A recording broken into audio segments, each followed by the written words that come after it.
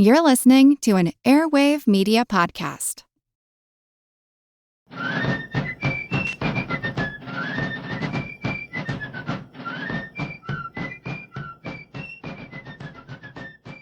Hello, and thank you for joining the American Revolution. This week, episode 355, Virginia Ratification, 1788. Last week, we covered the states that ratified the Constitution in the spring of 1788, and we ended with the ninth state, New Hampshire, which managed to overcome intensive opposition to squeak through a yes vote at its second convention.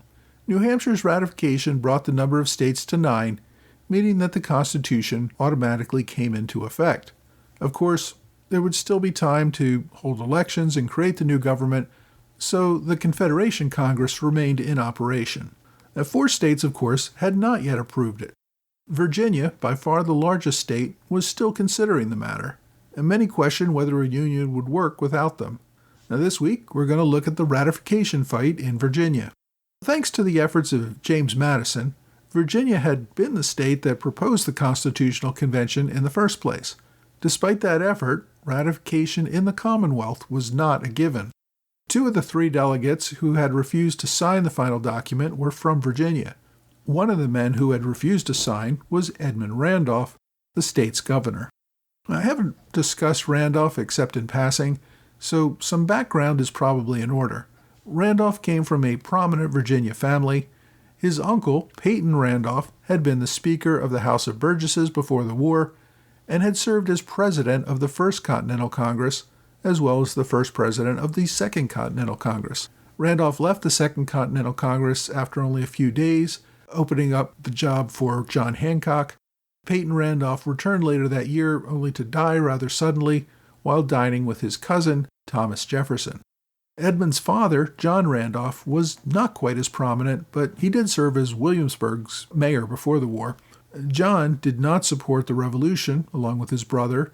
He fled to Scotland after the war began, leaving with the royal governor, Lord Dunmore. His 22-year-old son, Edmund Randolph, did not share his father's views. He remained behind and joined the Continental Army, serving as an aide to George Washington. But Randolph only served in that role for a few months. When Uncle Peyton died in 1775, Edmund returned to Virginia to settle his estate. Edmund Randolph remained in Virginia, becoming the Attorney General in 1776 at the ripe old age of 23. He remained in that role for a decade before being elected governor in 1786. Governor Randolph was the man who called for the Philadelphia Convention, and he led the Virginia delegation and in fact introduced Madison's Virginia plan to the convention. And despite his refusal to sign the Constitution, Randolph played a pretty active role in drafting the document and in fact served on the final committee of detail that pretty much wrote the final version of the Constitution. Randolph did not make clear his decision not to sign until about a week before the signing took place. Randolph argued that the Constitution was not sufficiently Republican. He believed it gave too much power to the president. He believed the House was too small. There were no limits on a standing army. He also found it unacceptable the representation in the Senate by state and the ability to pass commercial legislation by a simple majority. Rather than sending the document out for ratification, Randolph had wanted the states to recommend changes and then hold a second convention to make some important corrections. Until that happened, he said he could not support it. Now, despite his refusal to sign, Randolph was not a full-throated opponent. Before leaving Philadelphia, he told the delegates that he simply wanted to keep his options open at his state's ratifying convention. Perhaps part of Randolph's reluctance to sign the document was out of his respect for the views of George Mason, who also refused to sign.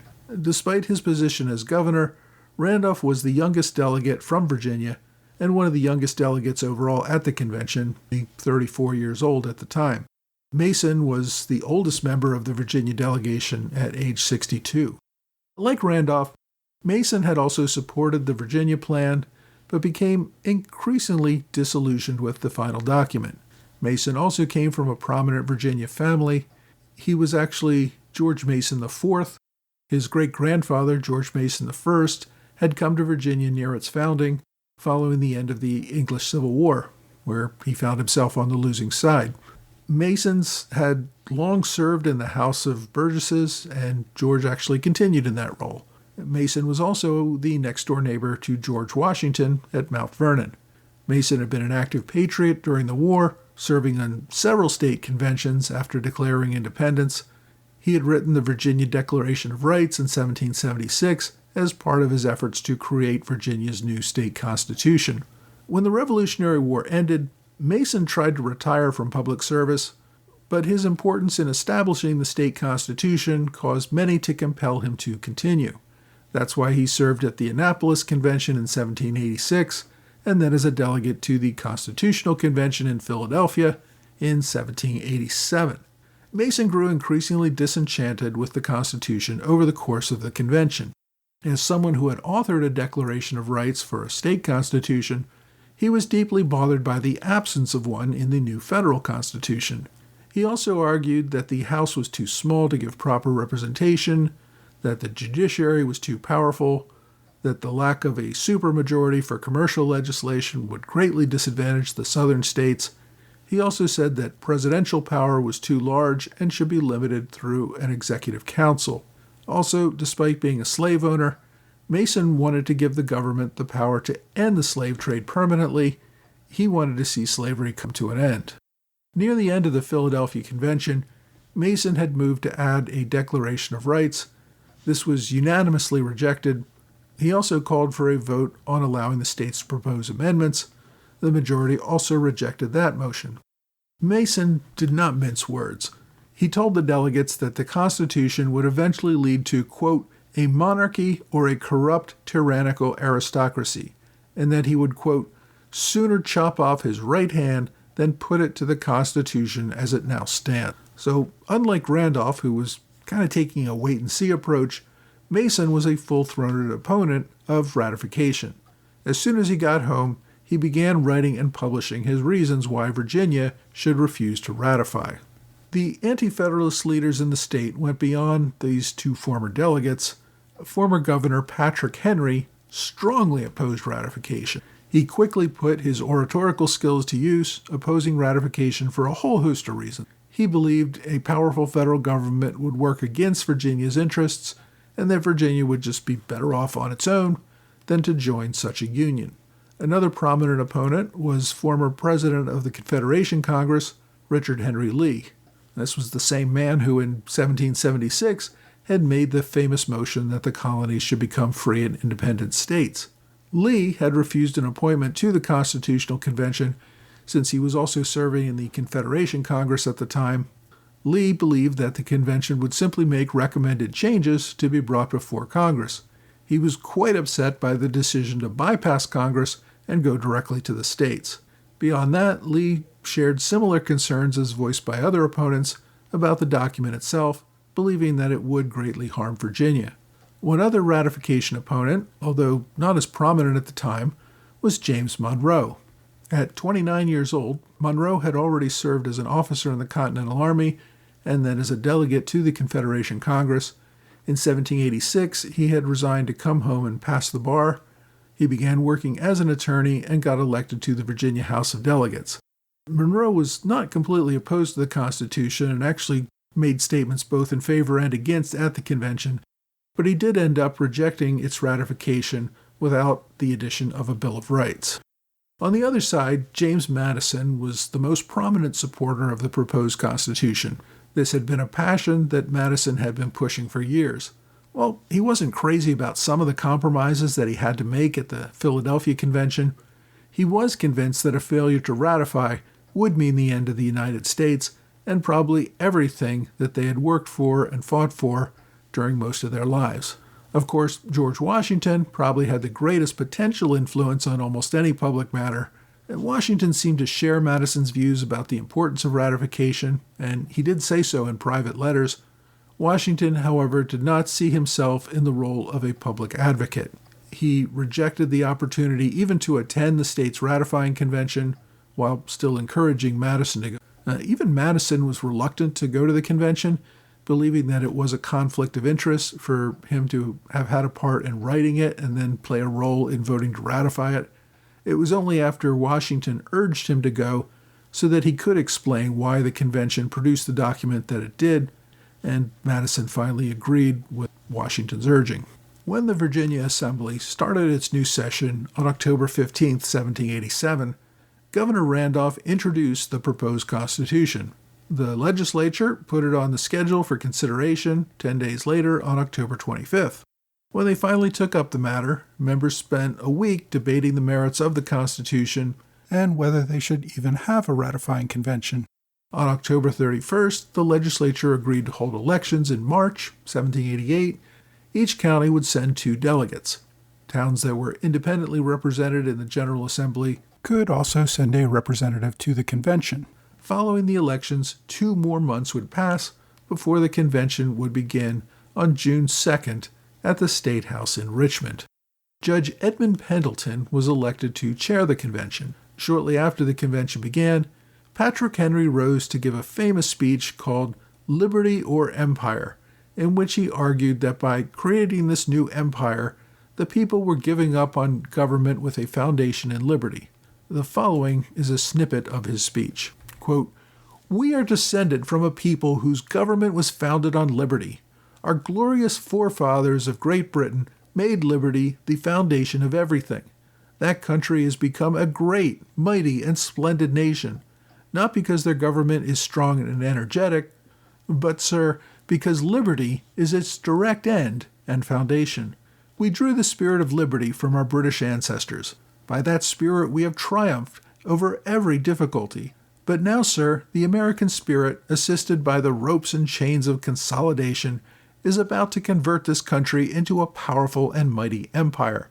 If you make the citizens of this country agree to become the subjects of one great consolidated empire of America, your government will not have sufficient energy to keep them together. Such a government is incompatible with the genius of republicanism." The convention agreed unanimously to go through the Constitution clause by clause, not holding any votes until it was completed. The Virginia delegates did not immediately flock all to one side or the other. Men like Henry were clearly opposed, and Madison was clearly in favor, but a great many of the delegates felt somewhere in between. A good example of this is Edmund Randolph. Although Randolph had mixed feelings about the proposed document, he did not stay away from the ratifying convention like Governor Hancock had in Massachusetts. Randolph declared that he had refused to sign because the Philadelphia Convention's decision to demand an up or down vote on ratification from the states, rather than allowing the states to offer amendments. Even so, Randolph declared that he believed that the new and more powerful government was necessary and that this Constitution, with some amendments, was the best hope for the future. George Mason spoke next, and he particularly focused on the power of the new federal government to levy direct taxes. He objected to double taxation, that the people would suffer as both the state and federal governments demanded revenue. Mason also did not call out for outright rejection of the Constitution. Rather, he wanted to see amendments similar to those already proposed by Massachusetts and South Carolina. Henry Lee, also known as Light Horse Harry, also spoke early on in the convention.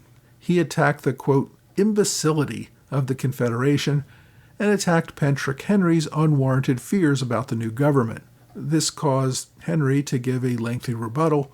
He attacked the idea that people should surrender their rights and privileges just in order to improve trade or try to become a great and powerful empire. For Henry, nothing could justify the sacrifice of liberty. Madison also responded in favor of the Constitution, but he was not a great orator. He went off on some historical tangent to explain why ancient republics were different from the needs of the current time. Now, aside from being rather boring, Madison did not have a strong speaking voice, and the person taking notes could not hear much of what he said. Hence, we don't actually have a good record of what Madison said at the convention. Beyond that, Madison fell sick about a week into the convention and ended up having to miss several days. Over the next several weeks, though, the delegates debated the issues of representation, standing armies, direct taxation, and a host of other concerns. They also debated the amendments already proposed by Massachusetts and South Carolina, trying to determine if these could resolve their concerns and whether Virginia should back those amendments as well. Over the course of the debate, it became clear that a majority of delegates rejected Henry's notion that Virginia would just be fine to go it alone without joining the Union. The debate shifted more to a discussion of what amendments, if any, were necessary to make this new government protective of their rights and liberties. Henry, seeing the writing on the wall, altered his strategy, instead focusing on putting a great many amendments to limit federal power in the new government. Henry got a hold of a letter that former Governor Thomas Jefferson had written to another delegate, which he read to the convention. In that letter, Jefferson expressed the hope that 9 states would ratify to begin the new government so that things could move along, but that the other 4 states would hold out until important amendments could be added. Several times, Madison and other delegates complained that they were not going through the Constitution clause by clause as they had agreed at the beginning of the convention. Rather, they were just going off on all these different tangents, usually started by one of Patrick Henry's tirades. They eventually gave up on trying to go through the document clause by clause because nobody seemed interested in doing that. On June 13th, Madison wrote to Washington that the outcome would likely be close and that the Kentucky delegates might hold the outcome in their votes. The Anti-Federalists began to debate the issue of access to the Mississippi River for trade, something dear to these Western Kentucky delegates. Henry noted that John Jay had recently tried to negotiate a treaty that would sacrifice the Mississippi in exchange for other trade concessions from Spain. Giving more treaty-making power to the federal government would simply allow northern states to undercut Virginia's interests. Madison countered this argument by arguing that the weakness of the Confederation had weakened Jay's bargaining power, forcing him to make that concession. Madison argued a stronger federal government would in fact improve Americans' ability to demand things on the foreign stage. As the days of debate continued, it seemed that Virginia Anti-Federalists were trying to draw out the convention until they could work out a deal with the New York Anti-Federalists to agree to a series of amendment demands before these 2 large states would ratify. So the convention continued on day after day. As they approached the end of June, the main dispute came down to whether the convention would ratify the Constitution outright or whether the ratification would be contingent on addition of these amendments. Because there had been no votes up until this time, neither side was certain of the strength of its position. On June 25th, delegates called a vote to approve the Constitution only contingent on the adoption of several amendments. The delegates rejected this by a vote of 88 to 80. Realizing that they had a majority, the Federalists then called for a vote to ratify the convention unconditionally. This passed by a vote of 89 to 79. That, however, did not end things. To get several delegates to support that vote, the Federalists did agree that they would vote on proposed amendments after ratification. Like earlier states, these would be recommended changes but would not prevent Virginia from joining the Union. The delegates came up with a whopping 40 amendments to deal with almost all the concerns raised during the ratification convention. 20 of these amendments were drawn pretty much from the Virginia Bill of Rights, things like freedom of speech and religion, various due process rights, etc. The other 20 amendments were structural, things like a larger Congress with 1 representative for every 30,000 people, term limits on the president, limitations on direct taxation, a 2/3 vote for commercial legislation. Many of these were quite similar to what other states like Massachusetts had proposed. I'm not going to go through all 40 of these amendments because that would just take forever, but I have included links in my blog if you want to read through all of them. The convention wrapped up. James Madison personally carried Virginia's ratification to New York to deliver it to the Confederation Congress. It received the results on July 15th, and with that, Virginia became the 10th state to join the Union. Of course, the other big holdout was New York. They're going to consider ratification, and we will look at that next week. To help them, 3 authors generate a series of articles known as the Federalist Papers, and we'll also talk about that.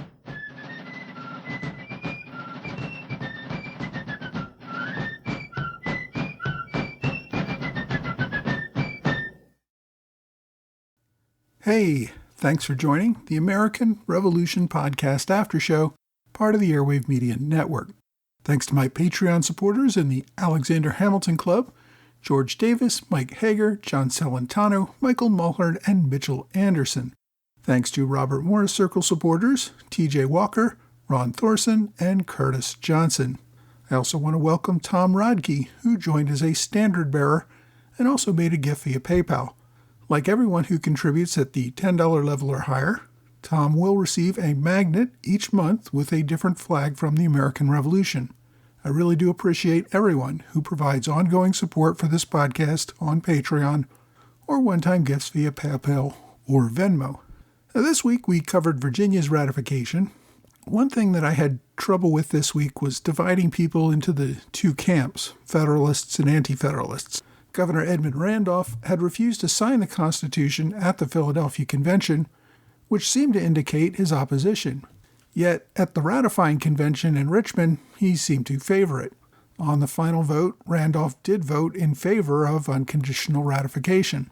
James Monroe was only 30 years old at the time of the convention and definitely sent some mixed signals. Monroe was mad at Madison, who he blamed for keeping him off the Virginia delegation to the Philadelphia Convention.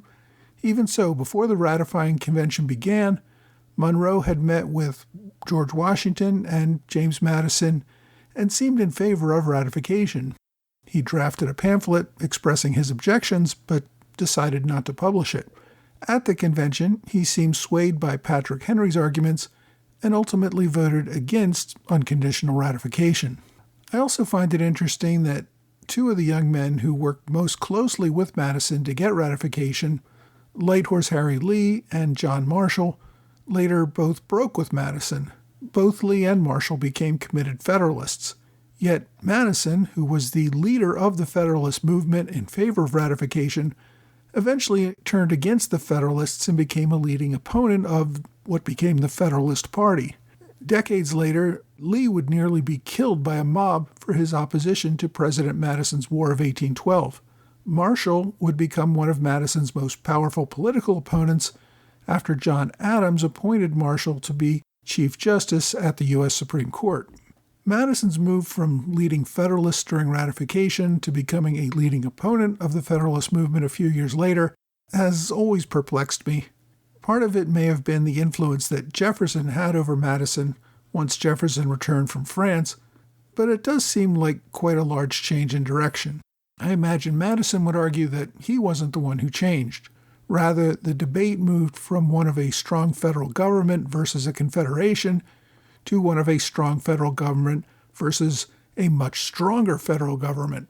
When Hamilton began pushing for the federal government to take a much more active role in financial and commercial affairs, that was when Madison argued that it was too much. I think we sometimes ignore the role that commercial policies played in all of this.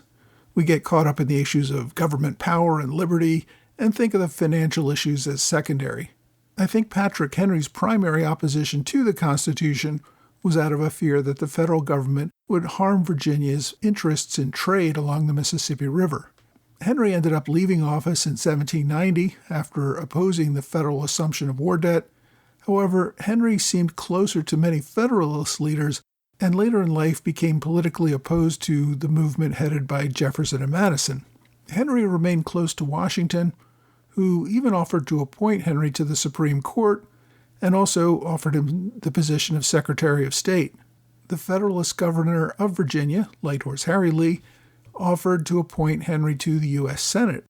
Now, Henry refused all of these offers, but the fact that Federalist leaders made these shows that these Federalist leaders did feel some sort of political alignment with Patrick Henry. Henry ended up going back and focusing on his legal practice, where, by the way, he often teamed up with John Marshall, who I've already said later became one of the leading Federalists in Washington, D.C. My book recommendation this week is The Fate of the Revolution: Virginians Debate the Constitution by Lori Glover. As you might guess from the title, this book focuses specifically on the Virginia ratification debate. It's a relatively short book, less than 200 pages, not counting notes and index. The author is a history professor at St. Louis University. She first published this book in 2016, and it is also available as an ebook if you're interested. There's also a video of Dr. Glover discussing the topic of her book, which I've included on my blog for this episode. So if you're interested, specifically in the Virginia debate over ratification, you want to get this book, The Fate of the Revolution, Virginians Debate the Constitution by Lori Glover. My online recommendation this week is a book called The Documentary History of the Constitution of the United States of America, 1786 to 1870, Volume 2. Now, this is an older book, first published in 1894, so it's in the public domain. I was specifically interested in one chapter in this book because it was one of the very few sources I could find that included all 40 amendments that the Virginia Ratifying Convention supported. So, if you really want to dig into all those details and see all the amendments that Virginia proposed, this is a good place to do it. There's direct links to this book, which is on archive.org. I've included links on my blog and website, and my links will even open up to the first page where the amendments are listed. I'll also note my continued use of the University of Wisconsin book series about ratification for even more primary source information. Though I haven't made these books recommendations of the week, there are links to all of them on my blog, and Virginia's ratification is covered across 3 volumes, plus a 4th supplementary volume. Plenty of primary source material readily available if you are interested. My question this week comes from Michael Christian, who asks, was Lafayette really the big-time hero everyone assumes he is? Who's the more experienced soldier, Lafayette or Bernardo de Galvez? Who would you trust more? I need to preface this answer by noting that Michael Christian has been all over social media for years, pushing the view that Spain is the real hero of the American Revolution, and often tries to make this point by putting down the contributions of France. The main argument comes down to the point that Spain had a much larger military and brought more resources, which it could bring against Britain once it entered the war. And this ultimately worked to the benefit of the U.S. Spain did provide some financial assistance to the American cause, and anyone who has followed this podcast knows financial assistance of any kind was absolutely critical to the American cause. That said, Spain never entered into an alliance with the U.S. during the war. Spanish officers never joined the Continental Army, and Spain never sent soldiers or sailors to fight with the Continentals. Instead, Spain primarily tried to take advantage of British weakness during the war to increase its Spanish colonies. Where this was most relevant was probably in Louisiana, where the Spanish leader, Bernardo de Galvez, used Spanish forces to take control of West Florida and to support Spanish control of the Mississippi River. Now, this unquestionably indirectly aided the U.S. by forcing Britain to keep more soldiers deployed against the Spanish that could otherwise have been used against the Americans. I've tried to respond to Mr. Christian on social media with these points, but the only response I get are quotes from leaders or diplomats at the time who did make flattering comments about Galvez and other Spanish leaders in a futile effort to get Spain to form an alliance. And he also throws in a few quotes from historians who similarly play up Spain's role in the cause. In short, he seems more focused on pushing some agenda rather than having an actual discussion. I'm not even sure if he listens to this podcast, but for anyone who's encountered him on social media, I thought I'd make my point here. The question in this case was, who was more experienced leader, Galvez or Lafayette? And that's quite clear. Lafayette was only a 19-year-old captain when he came to America. He's not regarded as a hero because of his prior experience. He's regarded as an American hero because he volunteered to serve in America and risk his life for the cause of liberty. In terms of military experience, Galvez had much more at the beginning of the Revolution, but he did not volunteer his services to America. Instead, he served as governor of Louisiana. He fought effectively for Spanish interests in West Florida and along the Mississippi River, and as such, he should be considered a military hero to Spain. Not quite sure why it would be that he would be considered a hero to the U.S. Had Galvez volunteered for American service, he probably could have contributed a great deal. Since he did not, I don't think the comparison between these two men makes much sense. If we're going just on experience and not really the support of the U.S., of the contemporaries of the time, I'd say the most experienced and best officer was Frederick the Great of Prussia. But again, he did not get involved in this war. There's another reason why Spain gets what some people might consider short shrift in credit for the revolution. A big part of that is that Spain became an adversary after the war, as we see already with the fight over the use of the Mississippi River during the ratification fight that we're currently discussing. I appreciate why Spain did not want to cede more land to the U.S. in the following decades, but those conflicting interests certainly had an impact on relations between the U.S. and Spain during the early years of the United States. If you have a question you'd like me to answer, please reach out to me either via email or on X, Facebook, Quora, or Reddit. Well, that's all for this week. I hope you will join me again next week for another American Revolution podcast.